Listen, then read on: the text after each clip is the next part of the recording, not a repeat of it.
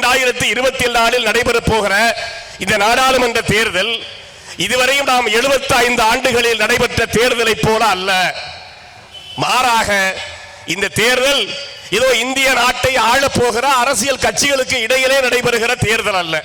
இது இந்திய நாட்டிற்கும் இந்திய நாட்டில் இருக்கிற மக்களும் இவர்களுக்கு எதிராக இந்த நாட்டுக்கும் மக்களுக்கும் விரோதமாக செயல்படுகிற ஒரு பாசிச ஆட்சிக்கும் நடைபெறுகிற போகிற மிகவும் வரலாற்று முக்கியத்துவம் வாய்ந்த ஒரு தேர்தல் என்பதை கணக்கில் கொண்டுதான் நாடாளுமன்ற ஜனநாயகம் முடங்கி போகிற ஒரு சூழல் இருக்கிறது. அதற்கு எடுத்துக்காட்டுதான் கடந்த நாடாளுமன்ற அவை கூடிய போது கிட்டத்தட்ட 150க்கும் மேற்பட்ட நாடாளுமன்ற உறுப்பினர்கள் அவையில் இருந்து அவைநீக்கம் செய்யப்பட்டார்கள். மிகப்பெரிய கொடுமை. எழுத்துரிமை இல்லை, பேச்சுரிமை இல்லை, ஜனநாயக உரிமை இல்லை. ஒரு ஒற்றை இந்தியாவை உருவாக்குவதற்கான ஒரு மிகப்பெரிய ஒரு வேலையை இந்த RSS, பிஜேபி, சங்பரிவாரி கூட்டங்கள் செய்து கொண்டிருக்கிறது. ஆனால் இந்த 4 பதவி ஆசை, பணத்தாசை, அமலாக்கத்துறை, வருமான வரித்துறை எதுவுமே செல்லாது அனைத்தையும் தூக்கி எறிந்து விட்டு அவர்களுக்கு எதிராக நிற்கிற ஒரு இயக்கம் இந்தியாவில் இருக்கிறது என்று சொன்னால் அது கம்யூனிஸ்டுகள் தான். எனவே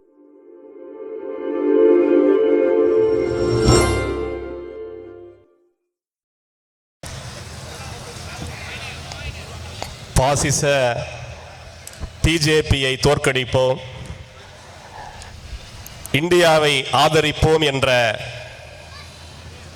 வரலாற்று முக்கியத்துவம் வாய்ந்த ஒரு முழக்கத்தை முன்வைத்து இங்கே சிறப்பாக நடைபெற்றுக் கொண்டிருக்கிற இந்த மாநாட்டினுடைய தலைவர் உள்ளிட்ட இந்திய கூட்டணியினுடைய அனைத்து தலைவர்களையும் எமது CPI-ML கட்சியின் சார்பாக வரவேற்று வணங்கி என்னுடைய சிற்றுரையை நிறைவு செய்யலாம் என்று எண்ணுகிறேன். தோழர்களே, இந்த மாநாட்டுக்கு வருவதற்கு முன்பாகவே இன்றல்ல, தோழர்கள் ஜனவரி 7ஆம் தேதி பாசிச பிஜேபியை தோற்கடிப்போம், இந்தியாவை ஆதரிப்போம் என்ற முழக்கத்தை முன்வைத்து மக்கள் அதிகாரம் திருச்சியிலே ஒரு மாநாடு நடத்துகிறோம்.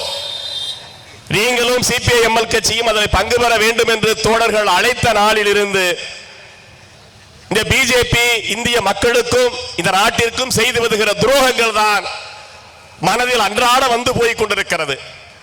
வருவதற்கு முன்பாகவே பல செய்திகளை இந்த மாநாட்டிலே பகிர்ந்து கொள்ள வேண்டும் என்று எண்ணத்தோடு தான் இங்கே வருகை தந்தேன். ஆனால் தோழர்களே, இந்த மாநாட்டு அரங்கத்திற்குள் உள்ளே நுழைகிற போது இங்கே அமர்ந்திருக்கிற தோழர்களை ஆரம்பத்தில் இருந்தே பார்த்து வந்தேன். இப்ப இங்கிருந்தும் இங்க இருக்கிற கூடியிருக்கிற இந்த தோழர்களை பார்க்கிறேன். மேடையில் அமர்ந்திருக்கிற தலைவர்களை, கட்சிகளை, இயக்கத்தை ஒருமுறை நினைத்து பார்க்கிறேன். ஆனால் இங்கே நிறைய பேச வேண்டிய அவசியம் இல்லை என்று முடிவுக்கு வந்திருக்கிறேன். காரணம் என்னவென்று சொன்னால், இது பாசிசத்தை, இந்துத்துவ கருத்தியலை, RSS மக்கள் விரோத செயல்பாட்டை அறியாத மக்கள் இல்லை, இயக்கம் இல்லை, தலைவர்கள் இல்லை. இது கூர்தீட்டப்பட வேண்டிய ஆயுதம் அல்ல. மிகச்சரியாக இந்த பிஜேபியை, RSS-ஐ, பாசிச ஆட்சியை வீழ்த்துவதற்காக முன்பே கூர்தூட்டப்பட்டு பட்டறை இருந்து தயாராக வந்திருக்கிற ஆயுதங்களாக நீங்கள் அமர்ந்திருப்பதை பார்க்கிற போது நிறைய பேச வேண்டிய அவசியம் இல்லை. என்ன நடந்தது என்று பேசுவதை விட இனி என்ன செய்ய போகிறோம் என்கிற சில செய்திகளை உங்களோடு பகிர்ந்து கொண்டு விடைபெறலாம் என்று எண்ணுகிறேன். அன்பிற்குரியவர்களே, இங்கே ஜனவரி 7 இந்த தேதியிலே இந்திய கூட்டணியினுடைய ஒரு அங்கமாக அதை ஆதரிக்கிற மக்கள் அதிகாரத்தினுடைய இந்த மாநாடு இங்கு நடைபெறுகிறது. எனவே இது எப்பொழுதும் நடைபெறுவதை போல 2024 நடைபெறப் போகிற இந்த நாடாளுமன்ற தேர்தல் இதுவரையும் நாம் 75 ஆண்டுகளில் நடைபெற்ற தேர்தலை போல அல்ல. மாறாக இந்த தேர்தல் ஏதோ இந்திய நாட்டை ஆளப் போகிற அரசியல் கட்சிகளுக்கு இடையிலே நடைபெறுகிற தேர்தல் அல்ல. இது இந்திய நாட்டிற்கும் இந்திய நாட்டில் இருக்கிற மக்களும் இவர்களுக்கு எதிராக இந்த நாட்டுக்கும் மக்களுக்கும் விரோதமாக செயல்படுகிற ஒரு பாசிச ஆட்சிக்கும் நடைபெறுகிற போகிற மிகவும் வரலாற்று முக்கியத்துவம் வாய்ந்த ஒரு தேர்தல் என்பதை கணக்கில் கொண்டுதான் இங்கே நாம் பல விஷயங்களை பார்த்தால் தெரியும். தோழர் கோவன் அவர்களை நான் ஒரு நிகழ்வினை சந்திக்கிற போது ஒன்று சொன்னார், எனக்கு 60 வயது ஆகிவிட்டது, என் 60 வயதில் நான் இதுவரை வாக்களித்ததில்லை. எனக்கு ஆச்சரியமாக இருந்தது. 200 ஆண்டு காலம் நாம் ஆங்கிலேயனுடைய வெள்ளையனுடைய அந்த பிடியில் அடிமைப்பட்டு கிடந்தோம். நமக்கு ஓட்டுரிமை இல்லை, வாக்குரிமை இல்லை, வாக்கு போடுவதற்கான சுதந்திரம் இல்லை. சுதந்திரத்தை இழந்து கிடந்தோம். இன்றைக்கு சுதந்திரம் பெற்று 75வது ஆண்டை கொண்டாடி கொண்டிருக்கிறோம். 18 வயது நிரம்பியவர்களுக்கெல்லாம் வாக்குரிமை வந்து விட்டது. ஆனால் மகிழ்ச்சியோடு 200 ஆண்டு காலம் அடிமைப்பட்டு கிடந்த வாக்குரிமை இழந்திருந்த இந்த மக்கள் இந்த தேசத்திலே மகிழ்ச்சியோடு சுதந்திரமாக ஆர்வத்தோடு வாக்களிப்பதற்கான ஒரு சூழலை இந்த தேசம் நமக்கு உருவாக்கி தரவில்லை. அதற்கு பிறகு நீங்களுடைய போராட்டம், வாக்களிப்பதற்கான போராட்டம் இப்படி எல்லாம் நடத்தினோம். ஆனால் இதனுடைய விளைவாகத்தான் மக்கள் மீதும் இந்த தேசத்தின் மீதும் உண்மையான அக்கறை கொண்ட தோழர்கள் தேர்தல் புறக்கணிப்பு என்கிற ஒரு பாதையையும் மக்கள் நலன் கருதி நாங்கள் எடுத்தோம். எல்லா எம்எல் கட்சிகளும் நாங்கள் உட்பட சிபிஎம் உட்பட எடுத்தோம். ஆனால் அப்படி இருந்தவர்கள் இன்றைக்கு தேர்தலிலே ரொம்ப வெளிப்படையாக பாசிச பிஜேபியை தோற்கடிப்போம், இந்தியா கூட்டணியை ஆதரிப்போம், வெற்றி பெற செய்வோம் என்கிற முழக்கத்திற்கு முன்வைந்திருக்கிறோம் என்று சொன்னால் அப்படிப்பட்ட ஒரு மிகப்பெரிய ஆபத்து இருக்கிறது. உலகத்திலேயே ஒரு மிகப்பெரிய ஜனநாயகம் நாடாளுமன்ற உரை இருக்கிற நாடு இந்திய நாடு. பல்வேறு மதங்களை கொண்ட, பல்வேறு கலாச்சாரங்களை கொண்ட ஒரு பன்முகத்தன்மை கொண்ட நாடாக, ஒரு பல்தேசிய நாடாக இந்த நாடு இன்று உலகத்தில் திகழ்ந்து கொண்டிருக்கிறது. எனவே அப்படி இருக்கிற இந்த நாட்டில் நாடாளுமன்ற ஜனநாயகம் முடங்கி போகிற ஒரு சூழல் இருக்கிறது. அதற்கு எடுத்துக்காட்டுதான் கடந்த நாடாளுமன்ற அவை கூடிய போது கிட்டத்தட்ட 150க்கும் மேற்பட்ட நாடாளுமன்ற உறுப்பினர்கள் அவையில் இருந்து அவை நீக்கம் செய்யப்பட்டார்கள். மிகப்பெரிய கொடுமை. எனவே இதையெல்லாம் கணக்கில் கொண்டுதான் இன்றைக்கு தேர்தலை ஒரு செயல்தந்திர ரீதியாக புறக்கணித்து வந்த மக்கள் அதிகாரம் தேர்தலிலே இன்றைக்கு வாக்களிப்பதற்கு தயாராக இருக்கிறது. இந்தியா கூட்டணி வெற்றி பெறும் என்பதற்கான ஒரு சமிக்கை இது என்பதை சொல்லி இதனுடைய தொடர்ச்சியாக இதே இந்திய கூட்டணியில் ஒரு அங்கமாக இருக்கிற விடுதலை சிறுத்தைகள் கட்சி இதே திருச்சி மாநகரில் வருகிற ஜனவரி 26ஆம் தேதி ஒரு மிகப்பெரிய வெல்லும் ஜனநாயகம் என்கிற ஒரு மாநாட்டை இங்கு நடத்தவிருக்கிறது. அது என்ன வெல்லும் ஜனநாயகம்?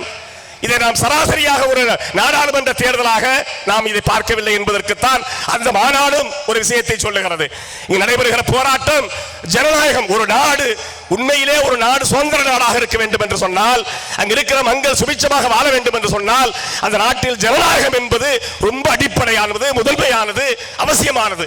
ஜனநாயகம் இல்லாத ஒரு நாட்டில் எதையும் நாம் பெற முடியாது, கற்பனை கூட செய்து பார்க்க முடியாது. எனவே அப்படிப்பட்ட ஜனநாயகம் இன்றைக்கு கேள்விக்குறியாக மாறி இருக்கிறது. எழுத்துரிமை இல்லை, பேச்சுரிமை இல்லை, ஜனநாயக உரிமை இல்லை. ஒரு ஒற்றை இந்தியாவை உருவாக்குவதற்கான ஒரு மிகப்பெரிய ஒரு வேலையை இந்த ஆர்எஸ்எஸ் பிஜேபி செங்கபரிவாரி கூட்டங்கள் செய்து கொண்டிருக்கிறது. இதை கணக்கில் கொண்டுதான் இங்கே 2024 நடைபெறுகிற போராட்டம் என்பது சனாதனவாதிகளுக்கும் ஜனாதிபத்தியத்திற்கும் ஜனநாயகத்திற்கு நடைபெறுகிற யுத்தம் இது. எனவே இந்த யுத்தத்தில் நிச்சயமாக சனாதனம் வீழ்த்தப்படும், ஜனநாயகம் வெல்லும் என்கிற அடையாளத்தோடு தான் வெல்லும் ஜனநாயகம் என்கிற அடிப்படையிலே திருச்சி மாநகரிலே விடுதலை சிறுத்தைகள் ஒரு மாநாட்டை நடத்துகிறது தோழர்களே. அதே பிப்ரவரி 1ஆம் தேதி எமது சிபிஎம் கட்சியின் சார்பாக தஞ்சை மாநகரிலே நாங்கள் ஒரு மாநாட்டை நடத்துகிறோம். வீழ்க பாசிசம் வெல்க இந்தியா என்கிற ஒரு பாசிச எதிர்ப்பு பேரணியை அங்கு நடத்தவிருக்கிறோம். அது என்ன வீழ்க பாசிசம் வெல்க இந்தியா? வீழ்க பாசிசம் என்றால் நிறைய ரொம்ப குறிப்பாகவே இதிலே வெறும் பிஜேபியை தோற்கடிப்போம் என்பது அல்ல, அதற்கு முன்பாக இருக்கிற வார்த்தை தான் மிக முக்கியமானது. பாசிச பிஜேபியை தோற்கடிப்போம் என்று மக்கள் அதிகார தோழர்கள் இந்த துண்டறிக்கையை அச்சிட்டிருக்கிறார்கள். எனவே அந்த அடிப்படையிலே இன்றைக்கு வீழ்க பாசிசம் வெல்க இந்தியா என்ற ஒரு முழக்கத்தை முன்வைத்து இந்தியா கூட்டணியில் இருக்கிற தலைவர்களை அனைவரையும் அழைத்து அங்கே ஒரு மிகப்பெரிய ஒரு மாநாட்டை, எங்களுடைய பொதுச் செயலாளரும் கலந்து கொள்ளுகிற மாநாட்டை அங்கே நாங்கள் நடத்துவதற்கு தயாராகி கொண்டிருக்கிறோம் தோழர்களே என்கிற இந்த செய்தியையும் சொல்லி, நேரம் கருதி மேடை மிகப்பெரியது என்பதை கணக்கில் கொண்டு நான் ஒரு செய்தியை மட்டும் நிறைவாக சொல்லி விடைபெறலாம் என்று எண்ணுகிறேன். நண்பர்களே, பீகாரிலே எங்களுடைய கட்சி அங்க இருக்கிற ஆர்ஜேடி, இந்தியா கூட்டணியில் இருக்கிறோம், ஆர்ஜேடியோடு இணைந்து சட்டமன்ற தேர்தலிலும் பங்கு பெற்றோம். அப்பொழுது லல்லு பிரசாத் அவர்கள் இந்த சிபிஎம் கட்சி தோழர்களோடு பேச்சுவார்த்தை நடத்துவது, அவர்களோடு ஒரு இணக்கமான உறவை மேற்கொள்வது என்று பல முயற்சிகளை மேற்கொண்டார். அப்பொழுது அதே கட்சியை சார்ந்த பலரும் அவரிடத்தில் சொல்லியிருக்கிறார்கள், நீங்கள் கம்யூனிஸ்டுக்கு குறிப்பா சிபிஎம் கட்சிக்கு கூடுதலாக இடம் தருகிறீர்கள், தேர்தலிடம் மட்டுமல்ல எல்லா விதத்திலும் கூடுதல் இடம் தருகிறீர்கள் என்று அவரிடத்தில் ஒரு விமர்சனத்தை வைத்த போது லல்லு பிரசாத் அவர்கள், மாண்புமிகு லல்லு பிரசாத் அவர்கள் சொன்னதாக ஒரு செய்தியை சொல்லுவார்கள். அவருடைய இயக்கத்தை பார்த்தவர்களை பார்த்து சொன்னாராம், இன்னைக்கு இருக்கிற மோடி அரசு, ஆர்எஸ்எஸ் அரசு, பிஜேபி அரசு 2 விதத்தை கையில் எடுத்திருக்கிறது. ஒன்று, அவர்களை பணத்தாசை காட்டி, பதவி ஆசையை காட்டி எதிர்க்கட்சிகளை முடக்குவது, உள்ளிருப்பது.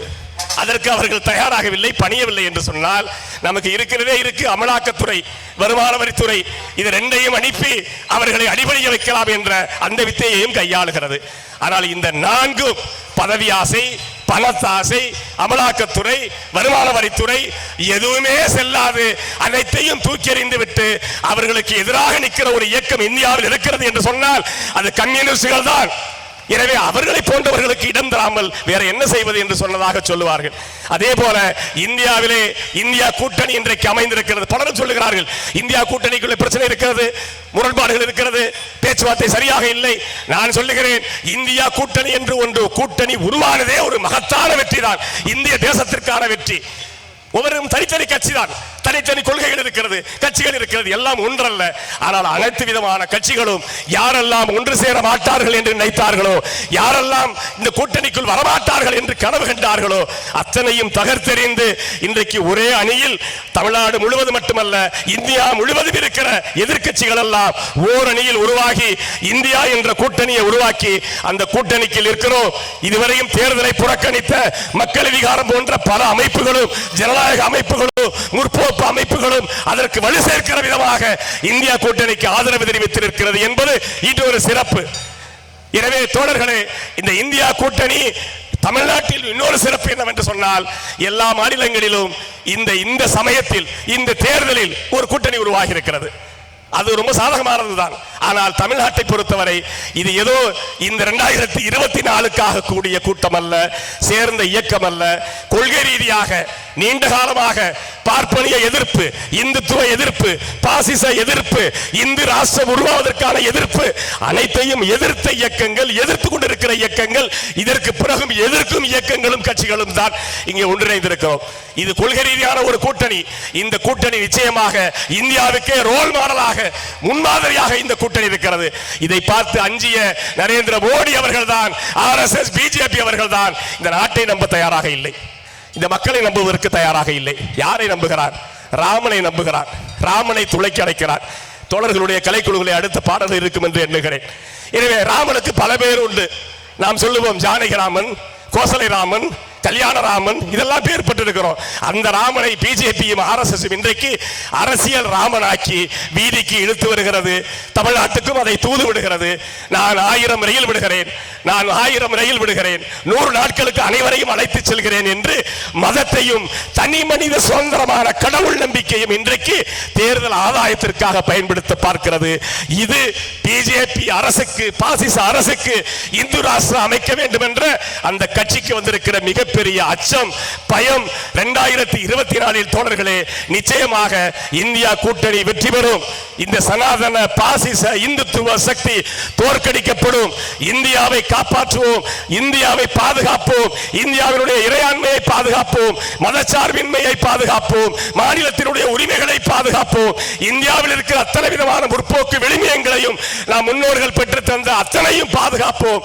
அதற்காக உறுதியேற்போம் என்ற செய்தியும் இந்த நேரத்திலே சொல்லி, ராமர் வந்தாலும் இன்னும் யாரை அழைத்து வந்தாலும் நிச்சயமாக இந்த முறை இந்தியாவில் பிஜேபி, RSS பாசிச கருத்துக்கள் தோற்கடிக்கப்படுவது உறுதி என்று சொல்லி எங்களுடைய முன்னாள் பொதுச் செயலாளர் தோழர் வினோத் மிஸ்ரா அவர்கள் சொல்லுவார்.